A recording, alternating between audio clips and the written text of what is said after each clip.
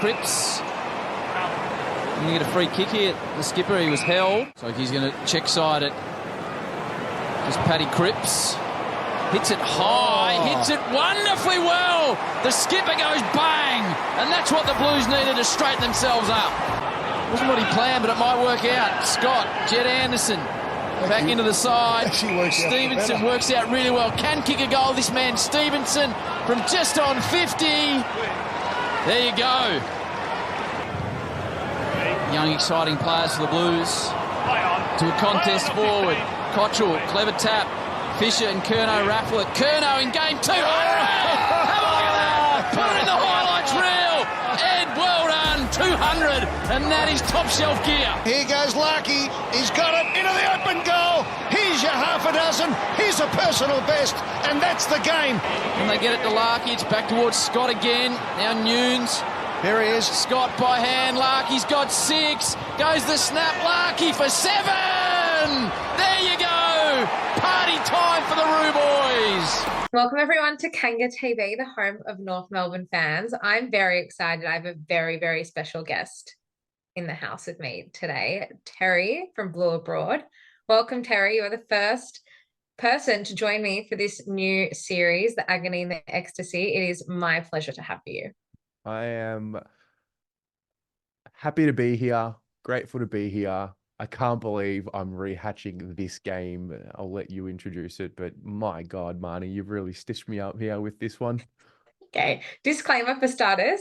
This was your idea to do this game. I know it lives rent free in your head, and I'm not surprised. But I did suggest a different game, and you said, "Oh, what about this particular game instead?" This game is so etched in my memory that, like the others that you suggested, I just honestly couldn't come here with any conviction and remember them. I'd be lying to the audience. But this one today, so bad. That was so bad on that day.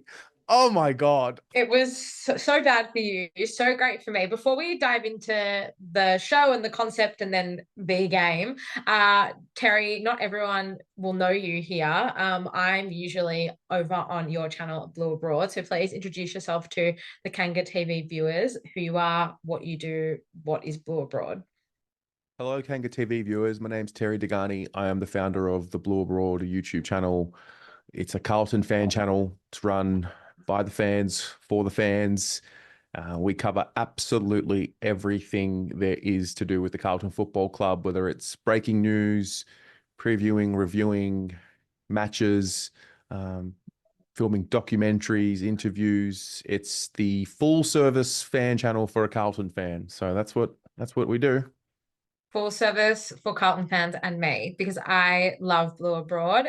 Everyone knows I love Carlton in general. I've been lucky enough to be on Blue Abroad a few times in 2024, so it's nice to have you here. So this series is called The Agony and The Ecstasy, and the idea is we all watch games of football week in, week out through our own lens. I watch every game through a North Melbourne lens. You would watch every game through a Carlton lens. And it's so rare that we get to see both sides of the story and both sides to the narrative. And so through this series, I want to focus on 4 North games, key games and moments, both good and bad, and explore them with the opposition and figure out what differs between each of our views, our recollections, our memories. So today we're going to be diving into round 19, 2021, otherwise known as Nick Larkey's first ever legacy game. It was smack bang in the middle of another Melbourne COVID lockdown,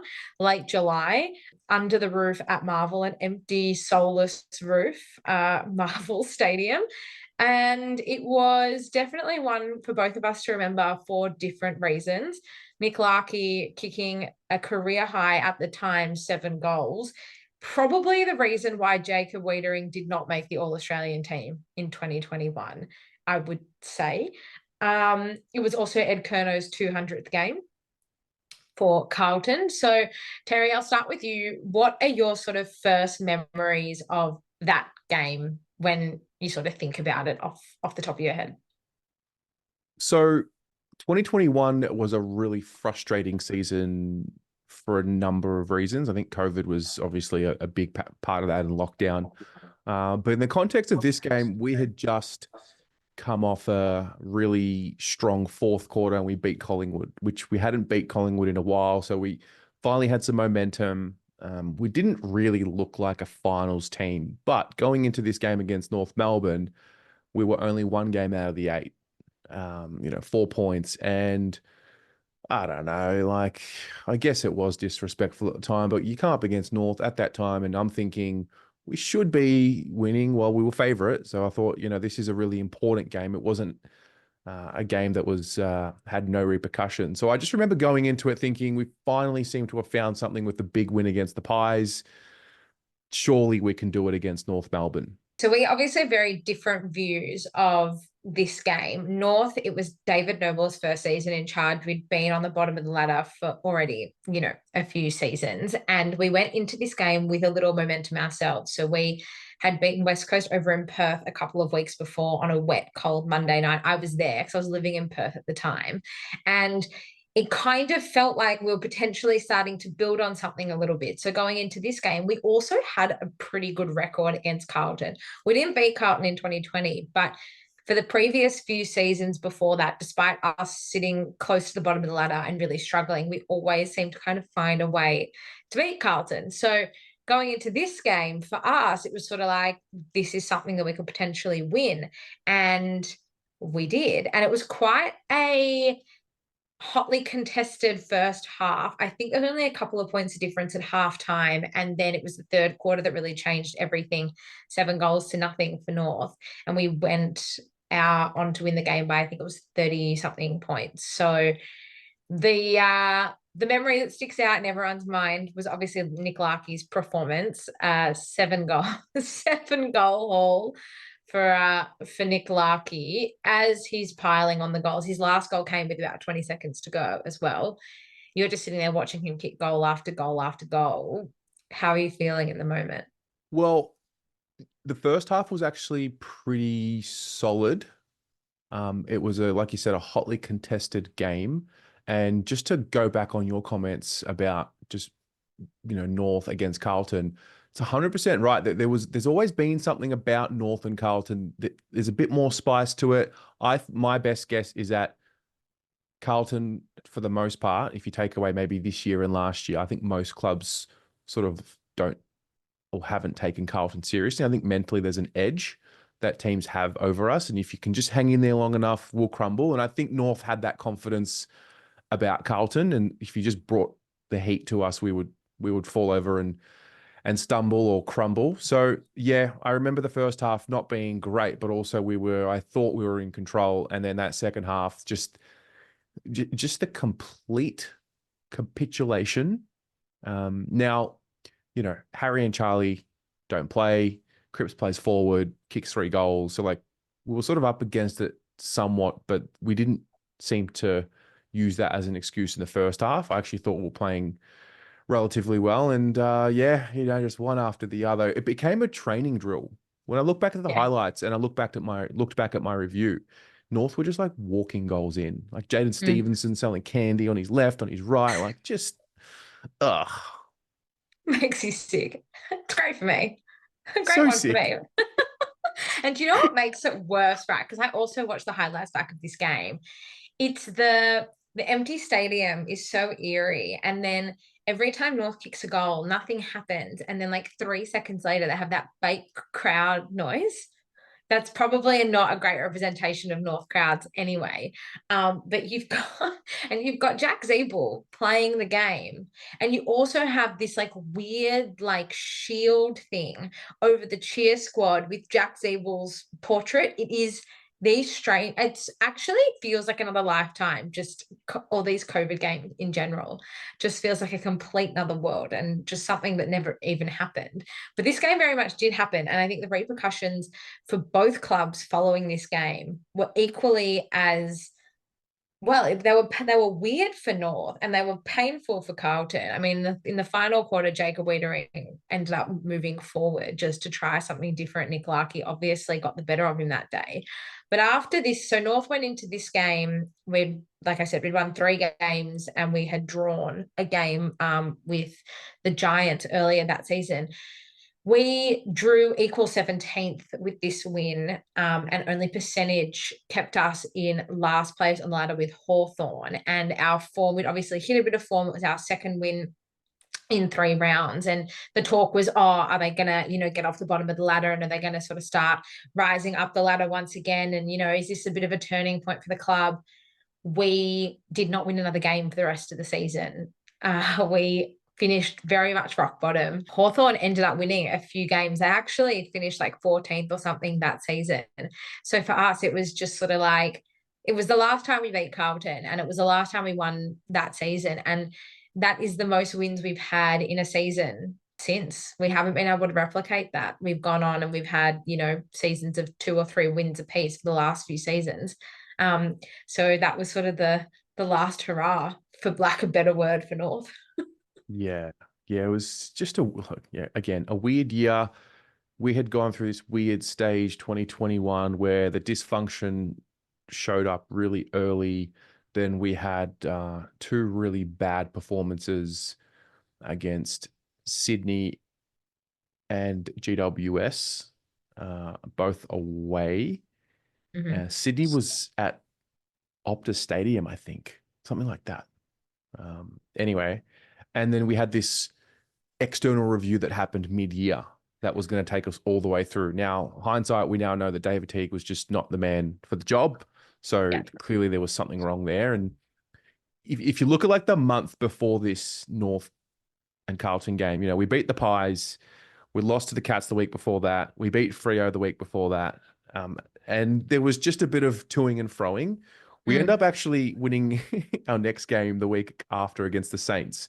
And so that hope of finals was kind of still there. And it was a bit torturous because the Blues were sort of playing with the supporters or just playing around in general, winning. Yeah.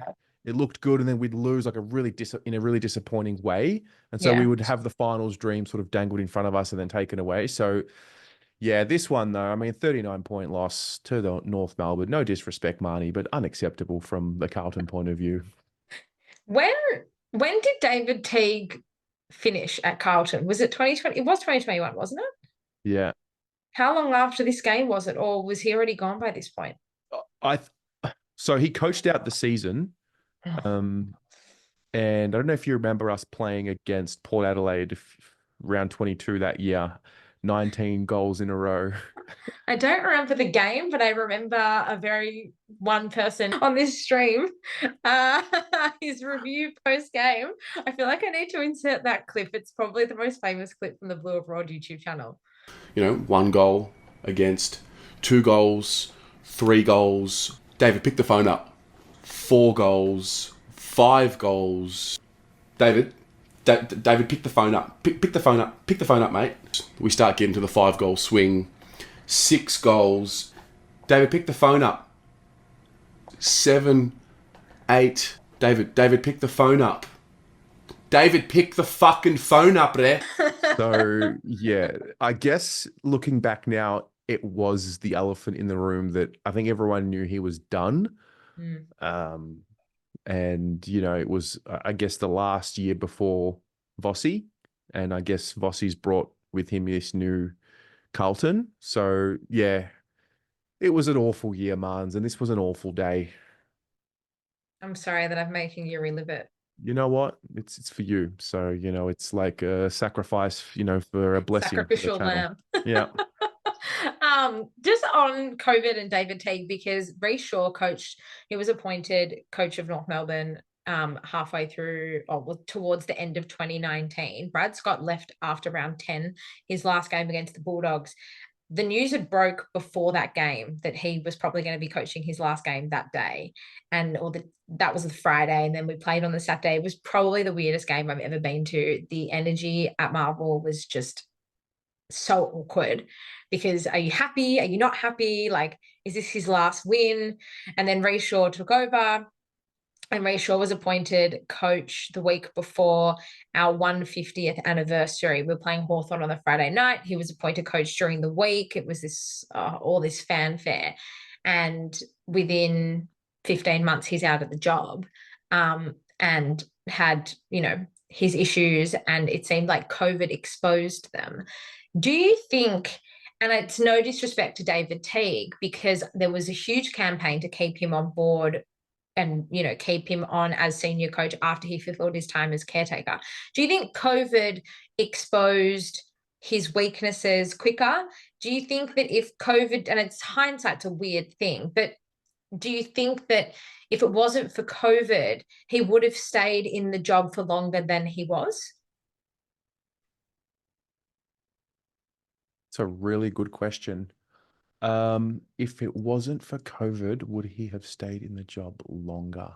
Because I know Ray Shaw was definitely exposed quicker by COVID and by the pressures and the unusual nature of that situation. So I wonder, do you think it was the same for David Teague, or do you think that this was the inevitable outcome within the 2 years that he was appointed coach? Yeah. Look, at the end of the day, he wasn't the right man for the job. Gave it a crack, and never have a go at a bloke having a go. The old saying. Yeah. So gave it his all. It just didn't work. There is an argument to be made that COVID, if it wasn't for that, we'd never got to see him really coach properly, because COVID brought with it a set of circumstances that no one had ever seen before. So as a senior coach, let alone a brand new senior coach doing it for the first time, like that's already challenging. I think eventually he would have been moved on. I think he lost the playing group pretty quickly. I've heard stories ever since about some of the things he had done at trainings and the like, and it's not really for me to comment too much on because I wasn't a player. So yeah, but I do feel like it would have happened anyway. He wasn't the right guy. The club appointed him 2019 because there was a bit of pressure from the fan base, and we started winning in 2019, and when the pressure of the season was off and the fans we just latched onto something, because like with Bolts, it was like 3 wins out of 44 games. So Yeah. we're itching for a win. We got a Something. couple, and so that's how he got the job, I guess. But yeah, just recollecting a dysfunctional club. It's so funny. I watched the highlights and you just see one Zach Fisher with like the most luscious mullet you've ever seen. He looks like something plucked out of the 80s. Not gonna lie, I hated the mullet. I think I had in a review, it might have been the Gold Coast loss a few weeks later. I think I had made a comment about his hair. I'm like, cut your fucking hair, get serious. Yeah. The hair's gone. I'm not sure if the form's really followed, but that's people have their opinions on that. Is your problem now, Mans? Yeah, well, it's interesting. I mean, I spoke about this on the channel when we finished the trade period with Caleb Daniel coming through the door. It kind of, and I know we're kind of going off here, but we may as well, kind of symbolizes to me, or signifies to me maybe that the Zach Fisher thing is not working the way they thought it would. I love Zach. Love him as a human being. Yeah. I don't know. It's yeah. It's hard because I think there's elements of him that would really work in our side, but his possession just hasn't been good enough for mine. He turns the ball over a lot, and he is a real key part. I mean, he isn't really a defensive element of the defense. He's the attacking element of the defense. And he's got to, if he's connecting the defenders with the midfielders and the wingers, you have to be better by foot and by hand. And so I wonder if there's a look to move him up forward next season. Otherwise, it's nice to have pressure for spots. It's not something we've had for quite a while. And I still think that in a side like North Melbourne, in the short term, he should be able to find himself locked in the 23. So I'm really interested to see how he tries to fit in next season. Yeah, he's got to knuckle down. He's got to lock himself in. I mean, if we bring it back to this game, some of the interesting numbers that I saw from this game, I mean, 7 goals were kicked between Taron Thomas and Jaden Stevenson. Taron Thomas, this was one of those quintessential Taron Thomas games where you look at it and you're like, mate, you got so much talent Yeah. in this game, and obviously you see what's happening off the field, and he's really letting himself down, and he's sort of throwing away seemingly a real opportunity that he's going to regret. And Stevenson, who, breaking news this week, he's obviously fallen out of love with the game or lost the passion for it. So it's hard when, you're North Melbourne a couple of years ago. These are up and coming stars, hopefully, that you're planning to build your club around, and you have to replace them now. And you have to replace their potential. Yeah. And these aren't just players that, don't add anything. I mean, Stevenson, especially 2021 was Stevenson's first year at North, and some of the things that he was able to do. I mean, I spoke about that West Coast win in Perth 2 weeks earlier in the wet. Him and Cunnington, I mean, between the two of them, basically won the game between the two of them.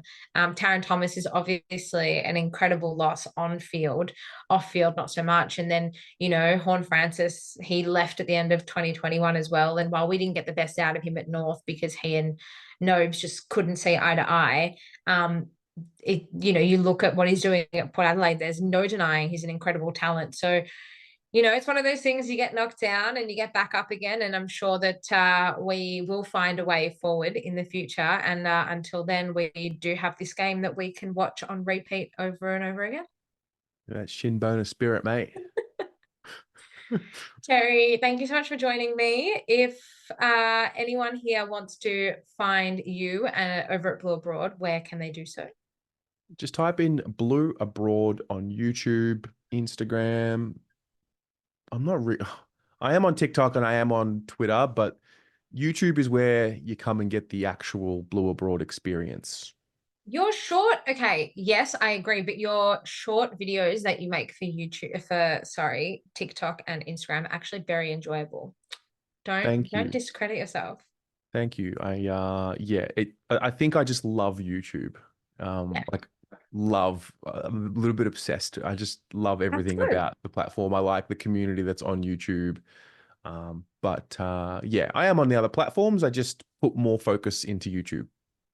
Well, definitely head over to Blue Abroad. There's some great content over there, and your community is amazing and always been very welcome of me. And so hopefully we here at Kanga TV can reciprocate. For those who want to follow along this new series, you can follow Kanga TV on YouTube, Instagram, and Twitter. And make sure you like, subscribe, do all of that good stuff. I'm still learning what else I need to tell people to do, but I think that's it. They've got to subscribe. If you're watching this and you're a North Melbourne fan, you are literally one of the lucky ones. This is like the early days of one of the great fan channels that you'll see. So get around, Mans. Thanks, Terry. Thanks for being here. And I'm sure we'll figure out another game that we can deep dive into sometime soon. Maybe it'll be a bit kinder to you next time. Fingers crossed, mate. I'll see you later. Bye. 16. David, pick the phone up, mate.